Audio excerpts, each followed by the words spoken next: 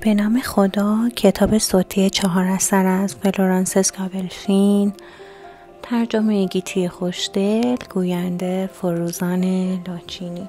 توانگری.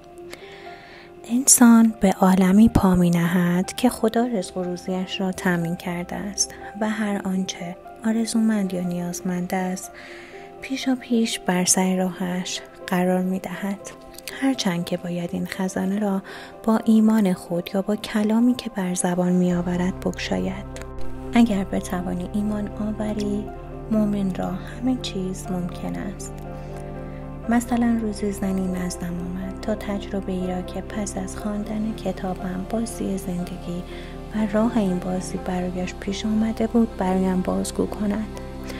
هرچند بی تجربه بود، آرزو داشت شغل خوبی در صحنه نمایش پیدا کند. این عبارت را تکرار کرد که جان لایتناهی، راه توانگری و فراوانیم را بگشا. من در برابر حق الهی خود مغناطیسی مقاومت ناپذیرم.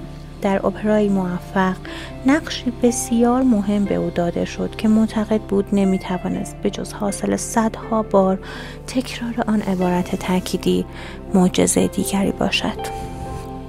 عبارت‌های تأکیدی: اکنون از فراوانی آسمان ها وفور نعمت بیدرنگ و بیکرانم را به سوی خود می کشانم. همه راه ها گشودند و چاره ها بسیار، همه درها باز می شوند. اکنون معدن طلای درونم را آشکار می کنم.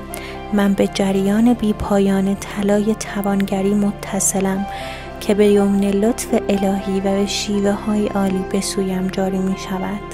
نیکی و رحمت در تمام روزهای عمرم از پس من خواهد آمد و تا ابد در مأوای توانگری ساکن خواهم بود. خدای من خدای وفور برکت است و اکنون هر ناز و نعمت را که آرزومند یا نیازمند باشم و بیش از آن را نیز به من عطا می کند.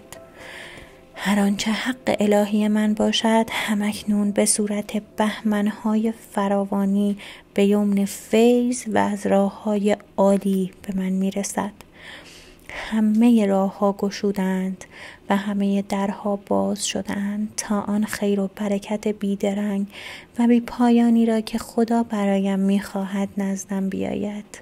کشتی هایم از روی دریای آرام و به یمن فیض و از راههای عالی به من میرسند. سپاس میگذارم که آن میلیون ها میلیونی که حق الهی من است همکنون به وسعت دریاها و به لطف الهی و از راههای عالی در برابرم جمع می شود. درهایی دور از انتظار گشوده می شوند و چاره‌های ناگهان نمایان می گردند تا بهمنهای بیکران فراوانی در پرتو لطف الهی و از راههای عالی بر سرم بریزد. من با الهام مستقیم و خردمندانه و بیباکانه خرج می کنم و می دانم که برکت و نعمتم بی پایان است و بیدرنگ. من در خرج کردن پول بیباکم و می دانم خدا روزی رسان بیدرنگ و نامتناهی من است.